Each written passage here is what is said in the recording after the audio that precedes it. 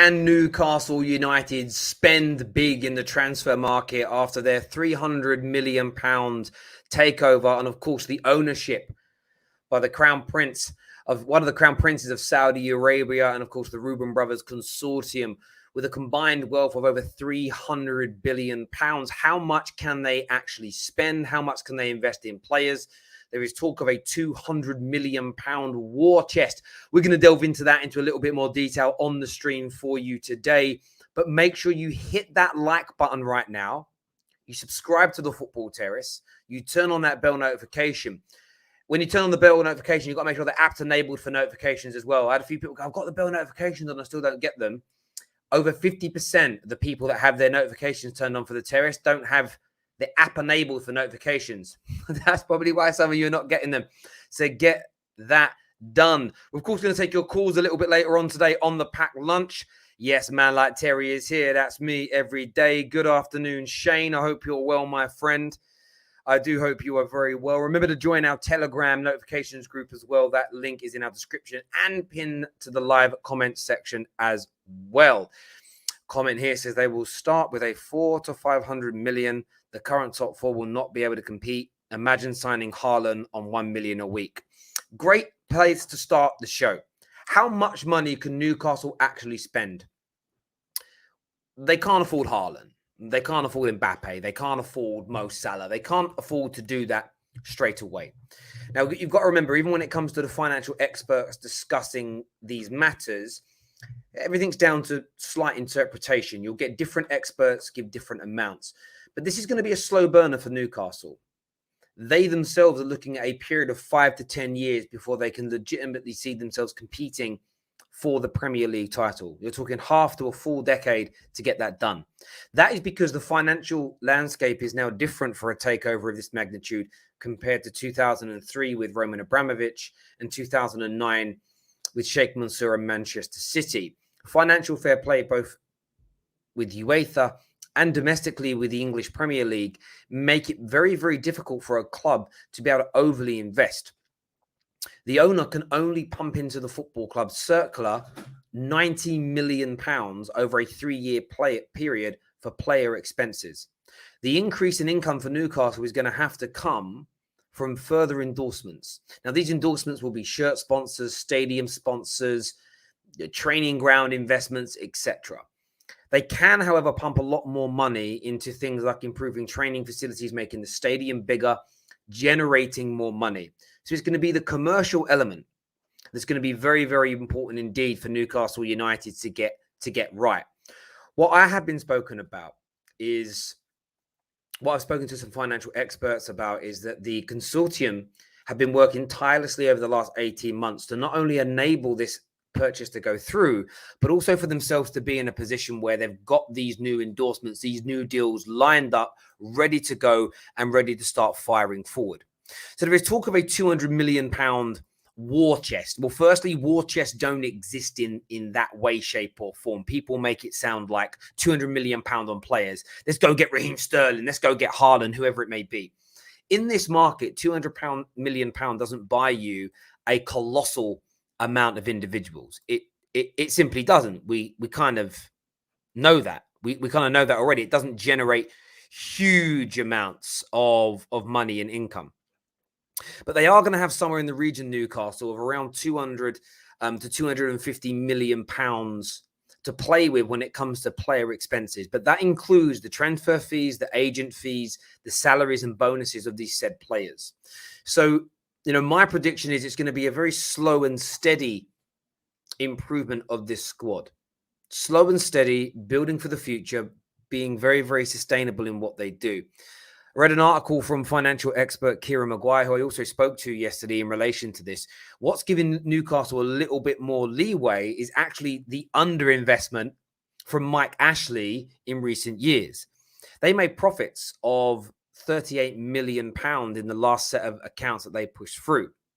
Because you're then allowed to lose up to £105 million over a 3-year period, it does mean that some additional investment can be made based on the fact Mike Ashley barely invested in the last couple of years and they were making profits. So they have this, even with the increase in revenue expected to be between 200 150 to 200 million pound through endorsements. There is also that area where they can lose up to 105 million pounds. And in the short term, that isn't going to be a problem because that'll be offset by all the new sponsorship deals, the growing fan base, and of course, the investment of around 90 million pounds over a 3-year period. So is there going to be a war chest of around 200 million pounds? Yes. Are they going to spend 200 million pounds cash up front on just players alone? Very unlikely at this moment in time. When it comes to looking at some of the new deals that may go through, again, these things have to be within market value. They have to be within market value for a club their size. So when speaking to Dr. Rob Wilson yesterday, who's another financial expert, he was saying here that commercial revenue is really low. So I'd expect them to get some new deals done. Stadium deals at around 40 million, shirt between 20 and 30 million. This is a year, by the way. Training ground and training kit sponsor around another 20 million pounds. You're there looking at 110, 120. That's what's going to increase the income of the club from the sort of the 150, 170 mark to around that 250 towards 300 if they're very, very lucky. They can then pump in that 90 million pounds, which will probably come in that 90-ish million. No one quite knows the exact amount. I spoke to 3 experts yesterday. One said 80, one said 100, one said 90. I'm going to go right in the middle and say 90. You've got that can come in as well. And of course, you'll have the sale of certain individuals and stuff like that. So would I expect to see a 50, 60 million pound marquee signing, Rubinho style?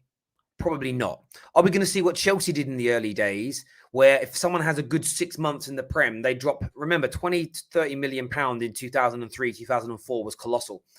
You know, Scott Parker, let's buy him. Wright Phillips, let's buy him. Probably not.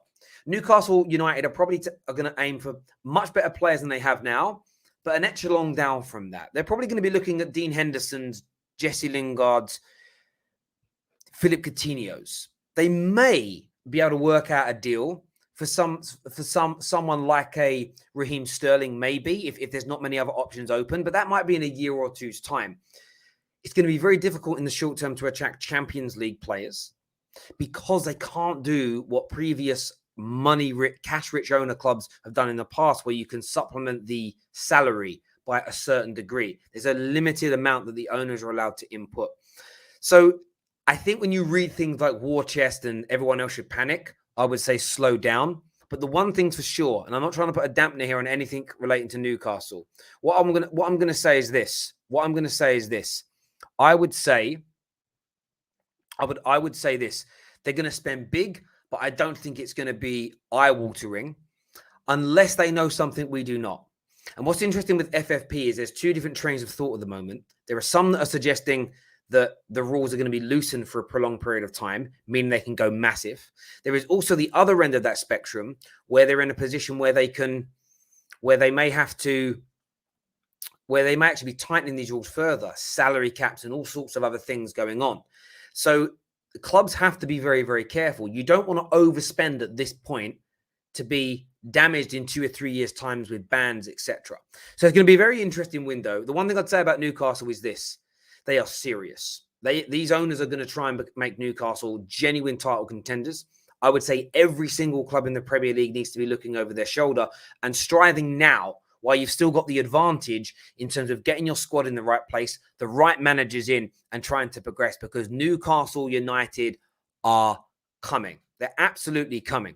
Now, there will also be the elements for creative accounting that could go in here, and I don't mean that in a negative way. You know, they might spend a lot bigger in the early stages and then supplement those losses later, so that when they hit that 3-year limit where they can only lose up to 105 million pounds, they're able to circumvent that. So you might see a bigger amount being spent up front and it work its way out.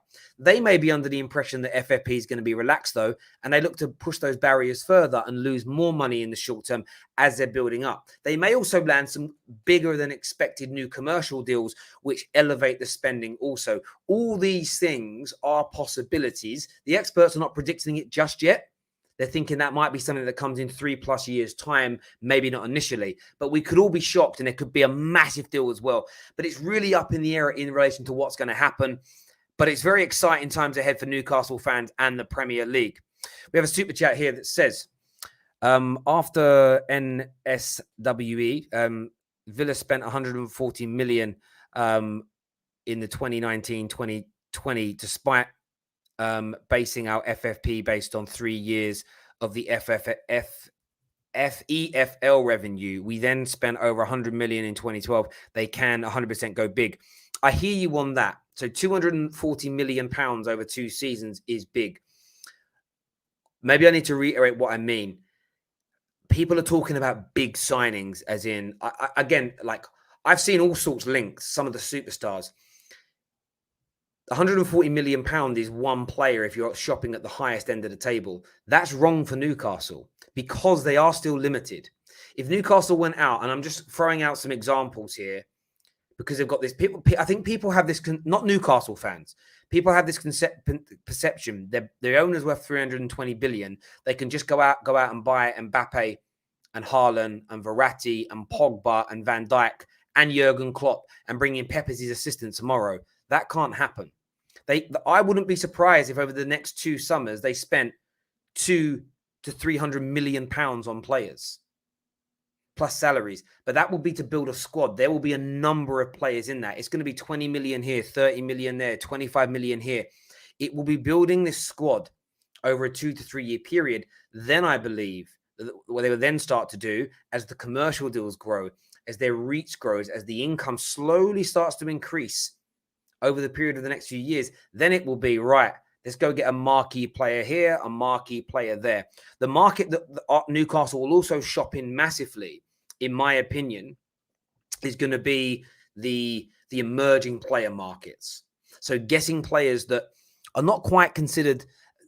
City did this brilliantly. City did this brilliantly with the likes of Vincent Kompany, the likes of Sergio Aguero, the likes of David Silva.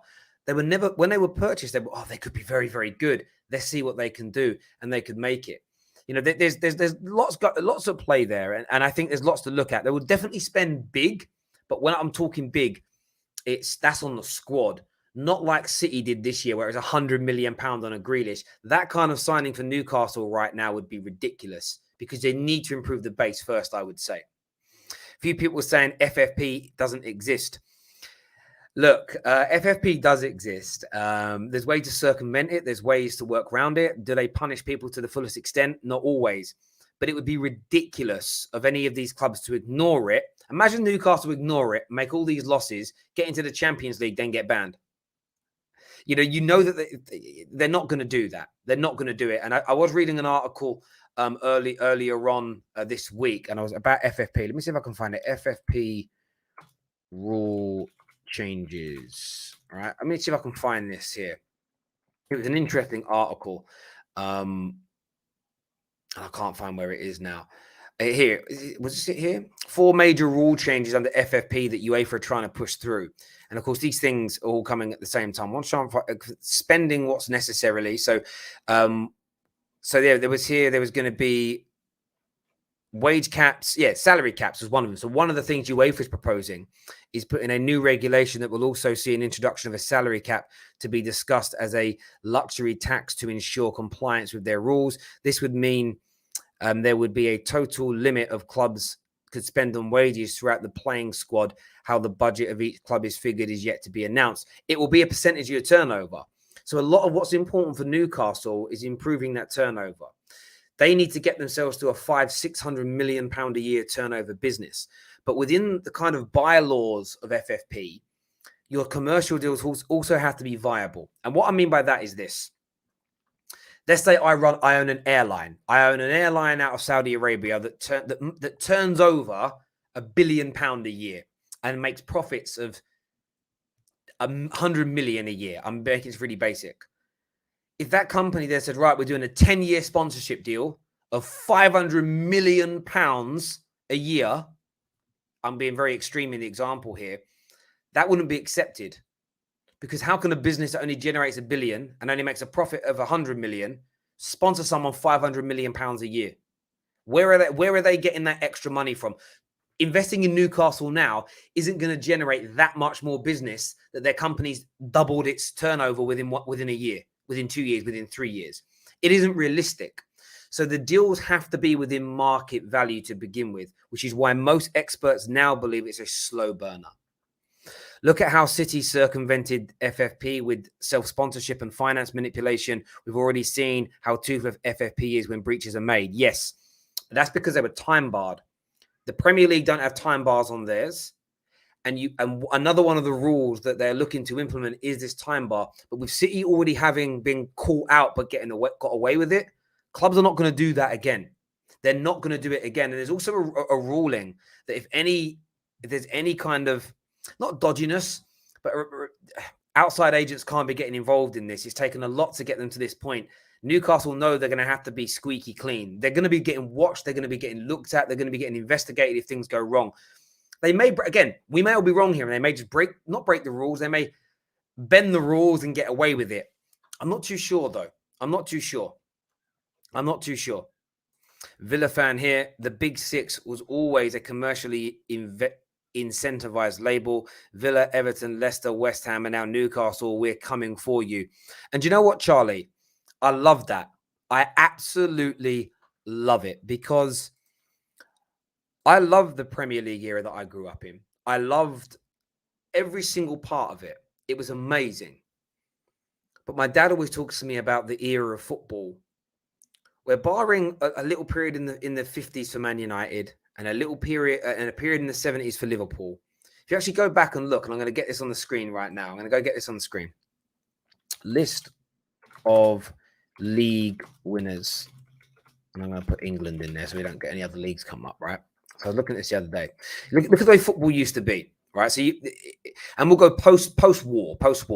Liverpool. This is the order of teams that won the league. Liverpool, Arsenal, Portsmouth, Tottenham, Man United, Arsenal, Wolves, Chelsea, Man United, Wolves, Burnley, Tottenham, Ipswich, Everton, Liverpool, Man United, Man City, Leeds United, Everton, Arsenal, Derby, Liverpool, Leeds, Derby. And then you had, so you see how many different teams won it in that time period. You look at the teams that are second and third, it was all up and down. It wasn't every team was winning it, but people were there and thereabouts, you know. Look at the difference in names, though. Then you had Liverpool's dominance in the 70s. Liverpool, Forest, Liverpool, Villa, Liverpool, Everton, Liverpool. And then Arsenal, Liverpool, Arsenal, Leeds. And then the Man United dominance came in. But if you actually look since the Premier League begun, barring 1 year for Blackburn and 1 year for Leicester, it's basically been 3 or 4 other clubs only. You know, you look at that time period before that, Tottenham named in there. If you go even before the war, you've got West Brom, Burnley, Huddersfield, Everton, Sheffield Wednesday, Sunderland, Tottenham, Wolves, Portsmouth, all winning league titles. That could come back again. We could get into an era where in maybe 10 years' time, and this won't be a quick, but you could be like, do you know what? 6 or 7 teams could win it this year. How amazing is that? Best league in the world. In the world. It has to be done the right way. The Newcastle Spurs game is on my birthday. I pray for me. Listen, on a banter level as well, though, wouldn't it be funny to see Newcastle get relegated now this season? From a complete outsider, it would be like, imagine the anticlimax of that. But there we go. Let's do some of your live comments here. I want to speak to some of you. Blame your owners, Terry. Listen, people often think, people like to bring things down to one singularity. So it's like, Man United's owners spend big, therefore they must be good. No. You need the club to be run well. I'd rather spend at the rate Liverpool do, but be run better. I'd rather us be run like Brighton or Leicester than the way the Glazers do it. I really would. I'd rather that money not be spent on players that are not great for a system or a manager that we're not trying to win league titles. Because we spend like we should be winning and we're not. And yes, just because you spend money, it's not a guarantee to win, but you should be competitive. When you spend in my opinion, when you spend what City, Chelsea, Liverpool, Man United, Arsenal do, there is no excuse to not be competing. None. Ever. Super Chat here says, Ronaldo, Messi, Salah, KDB, Kante, Van Dijk, Mbappe, managed by Klopp, riot at St. James's Park, bring it on. If FFP was scrapped, that would be doable because this owner could do that easily, and it wouldn't even break sweat. This guy could lose 90% of his cash, and he is still richer than Sheikh Mansour. Imagine this. Imagine you lose 90% of all your money, and you're still the richest person around. Oh, mate. Mad. Shane here, one of our members here, celebrating 13 months as an official member of the Football Terrace. Says, Terry, how many of the current Newcastle squad will still be there in 2 years' time? Probably St. Maximin, that's all. Yeah, and that's the point. It's about, it's another thing they need to be careful with as well in the short term. If they literally sold 15 players and bought 15 players in one summer, it could go really wrong. This needs to be, the expression I would use is slowly catching monkey. They need to steadily improve this squad over a 2 to 3 year period whilst their commercial revenue is going and their Premier League status is confirmed. It's interesting because I was privy to some meetings internally at Wolverhampton Wanderers when the new ownership came in. That owner wants to make them a Champions League winning team, but it isn't easy because, by the way, Newcastle are a bigger club than Wolves in terms of reach. I think that they've got a massive commercial upside, one club city as well, which is rare. But it takes time. These owners can't spend like Roman and Sheikh Mansour did. Because trust me, if they could, Wolverhampton Wanderers, when Wolves were in the Championship, they spent like that because you could get much more bang for your buck in the Championship. You move into the Prem, think about it now. One world-class midfielder is half of that supposed war chest. So if you need to build a whole squad, it's going to take you 3 to 4 years. You can't do it in 1 year. Unless they can spend 400 to 500 million a summer, which they can't, their starting point is so far behind everybody else. Even Man City, don't forget that Man City were taken over by a very wealthy man from Thailand 2 to 3 years before Sheikh Mansour came in. So they actually didn't have that bad. They had a better squad. They were actually in not a bad position then, mid-table-ish team. Sven had been their manager. I don't remember all of this. Man's like Alano and the like. Newcastle are not in that. Newcastle have a relegation squad. To go from a relegation squad to a title-winning squad, it's going to take years. But they're coming. The most important thing, what I've seen with Newcastle fans is they're just happy to have an owner that they know is going to back their club. They know it. Tipsy has said, I missed your super fan chat. Did I? I didn't see that come up on the screen, my bro. I'm really sorry. I'm really sorry. I'll try and find a way of finding that. The worst bit is I use StreamYard. They don't come up on StreamYard. You see, I have to check on YouTube. I'm very sorry indeed. Let's do some more of your comments here. I want to know what you're all saying. Terry, is this the way football is evolving? Yes. And more, most of our clubs are already owned by billionaires. But there's only so much they can invest. There's only so much they can pump into the clubs and invest. It's about what's more important now than money is running the clubs adequately, having a system in place and getting it right. The appointment of managers, the building of the squad, the ethos, the culture. You've got to get that right. There's been a lot of billionaire owners of football clubs. Ask QPR, ask Leyton Orient fans, where it's failed and it hasn't worked or it hasn't gone to the level that it's expected to. So they've got to get this right. I think they may. They also have a lot of connections. Of course, the Crown Prince, the Reuben brothers, serious connections. So I think what they'll do better than the other clubs is grow their revenue a lot faster. Do you think Newcastle will make some moves in January? Yes, I do. I think Newcastle, there's no time like the present. Just start getting those players in now. And I think what they need to start doing is look at Prem Proven as an example. And it's people like, a really good signing for them would be someone like Dean Henderson from Man United as a goalkeeper. Jesse Lingard would be a good option for them. You know, they've got St. Maximin, they've got Joe Willock. It's looking at Premier League clubs and going, who could we take? Who could we take from these teams? I'll give you a great example in the summer. A summer signing they could go for. Mikel Antonio, as an example. Premier League strikers who may want to be part of what might happen at that football club. Are they going to be able to take away star names from the big clubs and Champions League teams? No, I don't believe they're going to be able to do that in the short term. That's a medium term element. Could they turn around and go, Rashford, let's take Rashford away from Man United, Salah away from Liverpool? That isn't happening, in my opinion. Philip Coutinho is a good option. I'd love your thoughts, though. Someone here said, what about players like Bale and Hazard, Coutinho? That's more doable because the cost there is salary. Salary can be spread. You could find a friend. You could find a friend. Listen, do you fancy doing a little? We'll make you the right leg short sponsor for like 15 million a year, and we need that because that will pay Eden Hazard's salary. That's potentially doable, like legitimately. You've got players out there like Aaron Ramsey that could come in and do a job. Good quality players that elevate the team. But what they need to be mindful of is to not bring in too many journeymen as well. You also need that up and coming start. Those players think, oh, he could be good. He could be good. He could be good. What could he do? But the elder statesmen are going to be important. They need to build that core well over a 2 to 3 year period. And then from that point, it's going to be an interesting one indeed. I'm really excited. Someone says Chiesa. Probably not Chiesa. Let's see a few more comments here. Terry, I'll tell you a good signing for Newcastle, James Maddison. He would be perfect. That's again, that's doable to a degree.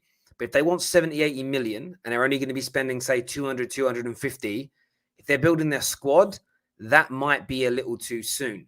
However, they may, like I said, what they might look at it and say is, okay, we've worked out for our accounts, we can on average spend 200 million a year for the first 3 years. That's what we're anticipating. They might go, let's do 400 mil of that in the first 18 months, though. Let's go. So maybe it's 5, 6, 7 squad players and 2 or 3 big signings, Maddison being one of them.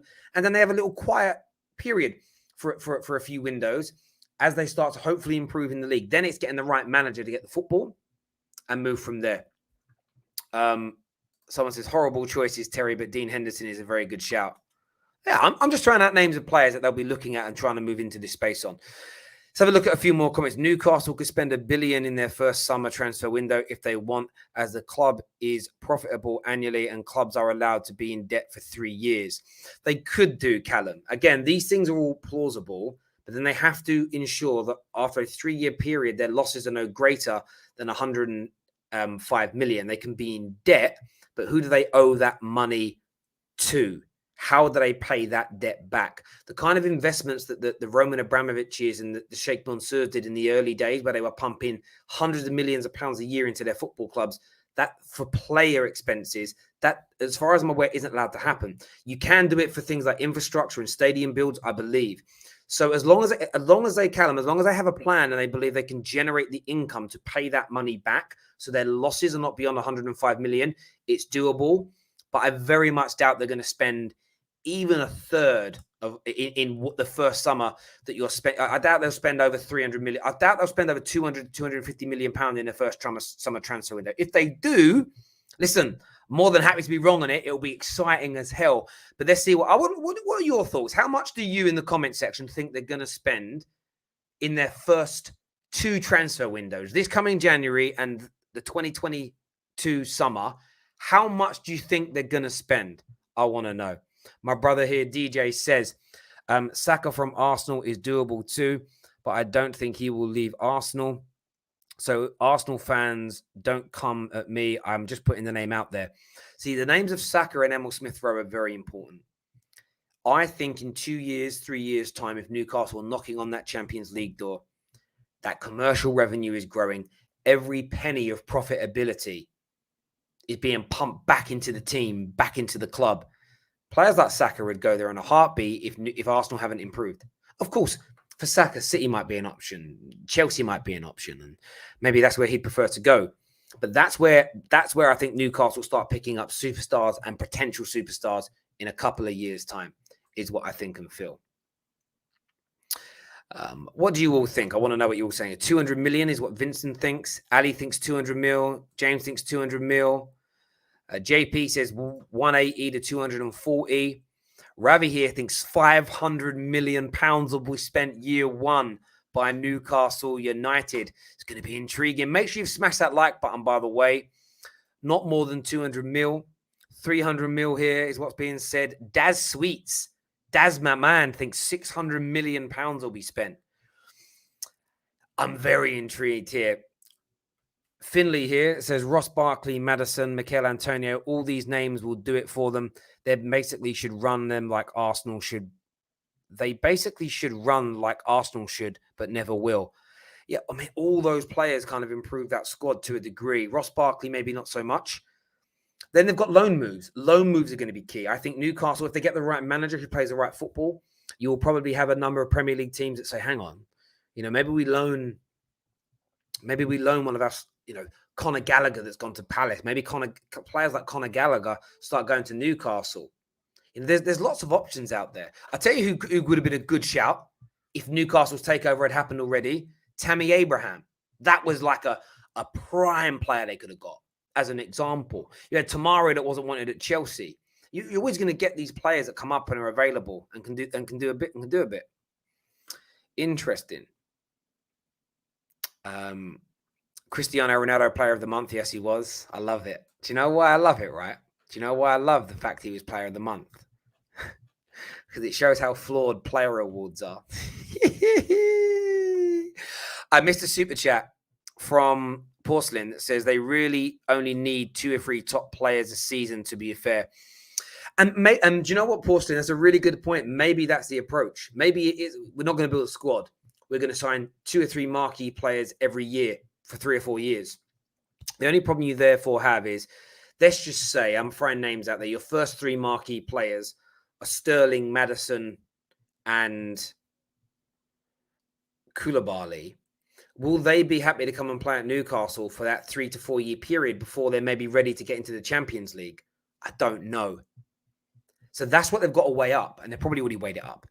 Do we go for lesser players and build a squad and add the star quality later? Or do we go for the stars now and try and build from that? Really depends. Maybe they bring in a really good manager now and their football becomes so much better that, they're coming 6th or 7th anyway. Therefore, maybe they don't need as many players as we're all thinking. There's a few theories here. Give this squad now to Graham Potter and throw in James Maddison, Koulibaly, and Raheem Sterling. He could push him into the Europa League, could he not? This squad of Newcastle now, how much worse is it really than Brighton's? So that's a really good train for thought as well. I think the manager option is the bigger conversation. I actually agree. As I was just alluding to there, I think you're absolutely spot on with that, my friend. You are. You really, really are. What players in the current squad do you think will still be here in 3 years from now? Let's have a look at Newcastle's squad. I don't know who's in it off the top of my head, and that sounds bad. Alan Saint-Maximin could be there. Joe Willock could be there. Callum Wilson could be there. Bye-bye Diallo. Diallo could go in goal. Dubravka's a good goalie, right? Who else do I like here? Lascelles is not a bad player. Lewis is pretty decent. I like Jamal Lewis, to be fair. I didn't realize Federico Fernandez was there. I don't know why I didn't realize that. He's one of my old clients when he was at Swansea. I swear he was one of my clients. Who else? John Joe Shelby can do a bit. He might be there still. Ryan Fraser. Graham Potter could get a tune out of Ryan Fraser, I like Almiron. Willock will be there. Saint-Maximin. Callum Wilson. So 5 or 6, I think, could still be there, my bro. I think 5 or 6 could still be there. I really do. Lewis is a good fullback. Yes. Did I miss Lewis? Did I not see Lewis's name on here? Yeah, sorry. No, I mentioned Jamal Lewis. Yeah. Very, very good indeed. Man like Longstaff. Can you imagine? Like Joe Willock's kind of upgraded now, isn't he? Like Joe Willock's legit upgraded. Oh, he's upgraded. Ten Hag is another manager linked to Newcastle job, but Conte is a bookie's favourites. Again, the one thing with Conte is this, though. If I was the owner of the club, again, it depends on their model. But I'd love to sit down with Antonio Conte and say, look, we are going to give you everything we want, but these are our restraints financially. So we can only spend up to X every year because of rules. But it's all going to be on players. You're never going to have a Chelsea. You're definitely never going to have an Inter Milan situation. Come and build something. The one thing with Newcastle that you've got an opportunity to do here, this is legendary status in the making. This is legacy building. And I'm speaking quieter now because this is important. Very, very, very important. So important, right? This is legacy building stuff. You take over Newcastle now, they're in the pits. Between you and your owners, you build this team of stars. You make Newcastle competitive. You win Newcastle a league in 5 years. You make them Champions League winners in 6 or 7. Your status isn't unchallengeable, but you become one of the greatest names in the game forever. The task for Newcastle is, and this is what I'd be trying to achieve here, right? Let's try and win the Premier League and Champions League quicker than Man City did with restraints. Let's try and win the Champions League quicker than Chelsea did with restraints. Because there's like a battle within a battle here. There's the battle of the big boy billionaires. And if they imagine they win that's what I'd be saying to Antonio Conte. We're not going to have a squad as good as your Chelsea or as good as your Inter squad year 1, year 2, but we are going to get there for you. We also know Antonio Conte can get a tune out of that. Antonio Conte made Vicky Moses one of the best fullbacks in the league, people. Wow. Honestly, I'm so excited about this to see what happens. Ola here says, Terry, I'm praying the FFP hold Newcastle back, as we know Man United are out of the big four. Out of the big four are the most at risk because they're in such a mess. Yeah, right now I would say you're right, but if Man United employ Zidane next month, then that changes, because no one, like FSG, are good owners, very good owners. But what's going to happen when Klopp leaves? What's going to happen when Pep leaves City? Remember, Man City were in and out of winning titles, even in and out of the top 4 at times, pre-Pep Guardiola. Liverpool, who knows what's going to happen when Klopp leaves? The one thing I would say is this, is cycles. Everybody's got a 2 or 3 year period now to get their ducks in a row, to have the best squads possible, spend right, run right, correct manager in place. Because Newcastle are coming to town. Leicester are there or thereabouts. Wolves are still trying to grow and build something, you know. Villa are trying to do the same thing. It's going to be amazing. So, yeah, I don't want FFP stopping Newcastle. I want my club stopping Newcastle. That's an achievement. I want the challenge of these other clubs because, you know, one thing labelled at a lot of the great Man United teams in my lifetime is, yeah, but who are they competing against? Cool. I want imagine now where the playing field is almost as level as it's ever been. Your club comes out on top. That is status. That's what we want. Imagine Newcastle have this owner.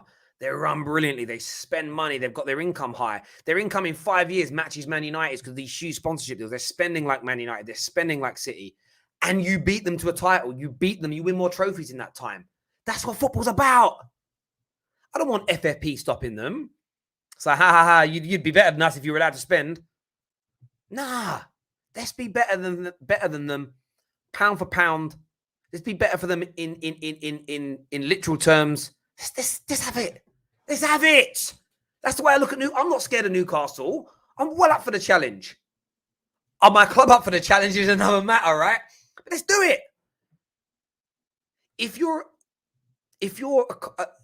scared of your club being overtaken by Newcastle and you're a big club, that's because you know your owners are the big problem. Not your manager, not Pogba, not Xhaka, not Kane, your owners.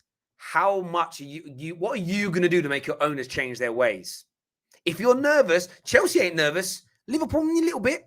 City, not nervous. Leicester, not nervous. Villa, not nervous because they're run well. All the people that are like, my manager's the biggest problem, they're the ones panicking because you know, shit, ain't that manager. It's fucking owners, bruv. You know I'm right. 100, but you just know I'm right. I think Newcastle will spend 200 million between what the players cost and wages, but I'm happy for their fans that they deserve this after all the crap. I agree completely, Shane. Thank you, my friend. Ismail Assar, Todd Cantwell, and Nate Phillips would all... Nate Phillips? Nate Phillips isn't better than what they got, bro.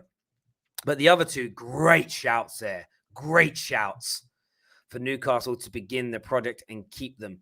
Absolutely, mate, brilliant shouts that you put in there, my friend. Brilliant shouts. Brilliant shouts. Man like DJB says, Terry, who do you think is going to be the feeder club for Newcastle, like Arsenal were the feeder club for City? Maybe Arsenal again. Can you imagine it's Arsenal again? On that little tee. Maybe. Maybe Spurs, Arsenal, anyone really. I mean, it's just one of them things. It'll be European clubs as well, though. Because the European clubs will be excited about this. Because this is how Europe makes a lot of its money. That's overpriced for the Premier League clubs. It is what it is. It is what it is. Let's get some more of these super chats up here. As a Chelsea fan, this is exciting. More competition is what man like TJB has got to say here. I agree. 100, man. I agree 100%. Man like Neil here, Neil Kavanagh. Nate Phillips is a top 20 centre back in the league, definitely. Yeah, but they can get go for a top 10 then. Why get number 20? I'm only messing with you, bro. I'm only half messing. Loans to buy might be the way. Absolutely. And also, you've got to remember, like, you don't spend all the money straight away. Officially. So this is where, the installments and amortization comes in. So a £100 million player is only 20 million a year. So be very mindful of that. That's why war chests are a little bit weird as well. So if you spend £300 million, that's spread over, say, 5 years. So they will be able to spread those costs. Oh, it's going to be so intriguing. It's so intriguing. I can't wait. Cannot wait to see what happens. We've got a member chat here from Ankit. It's signed up to become an official first team member of the Football Terrace. Thank you very, very much indeed. Thank you. Maria Williams says, only the weak are scared of competition. Sounds like a Bruce Wayne quote, from The Dark Knight, but I like that. I do like that. My guy here, RDZ, says Newcastle will probably go after Ndombele since he's out of favour at Spurs. Another great shout. A great shout. Really is a great shout. And a potential option there. But there we go. My people. There we go. Terry, what about Max Aarons? Yeah, another good player. Max Aarons. I mean, all these players are shouting out. What Newcastle should do is look at everybody outside the big four, the top four currently, and be like, who could take the best player from every other club? So go, right, who's the best player at Brighton? Basuma, take him. Maybe they won't because he's got Champions League clubs. Looking at him, but you get my point. Let's take Basuma. Who's the best? I'm just going to go now, and I've got to get the league table in front of me, right? Because if I don't see the clubs in front of me, my brain. Mikel Arteta won Manager of the Month. Jeez, I love this game. And Ronaldo won Player of the Month, right? So, Everton. Let's take Calvin Lewin. Brighton, Basuma. Brentford, Tony. Norgard. Names I'm trying out. Spurs and Ndombele you mentioned. West Ham, Mikel Antonio. It won't get Declan Rice. Mikel Antonio. Souček. Villa probably won't. Villa. Let's leave Villa and West Ham out because they're in Europe, right? Or they're pushing for those positions. Arsenal, anyone they want. Jokes. It's a joke. Leicester probably won't get anyone from Leicester.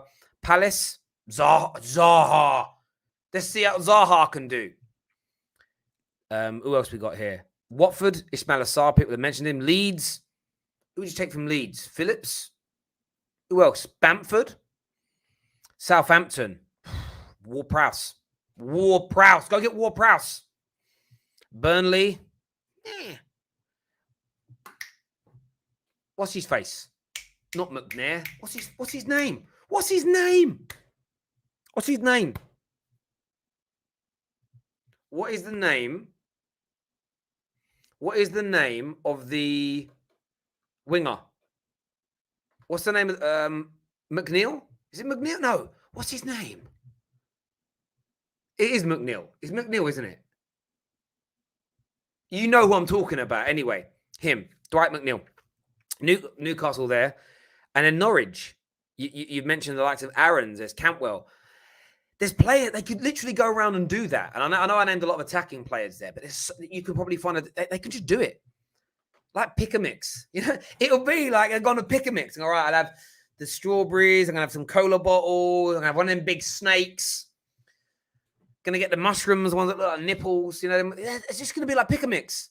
Just take the best player from all these clubs. Maybe that builds them a title-winning team. Who knows? Who knows? It's exciting times ahead. Just, it's amazing. It is amazing. Listen, everyone who has tuned into the Football Terrace today, a massive thank you to each and every one of you. Please smash the like button before you leave. Subscribe to the Terrace. We're back later on today. We've got a ranking show coming later as well, around 9 o'clock, so make sure you're tuning in. Until next time, take care, goodbye, God bless, and we'll see you all again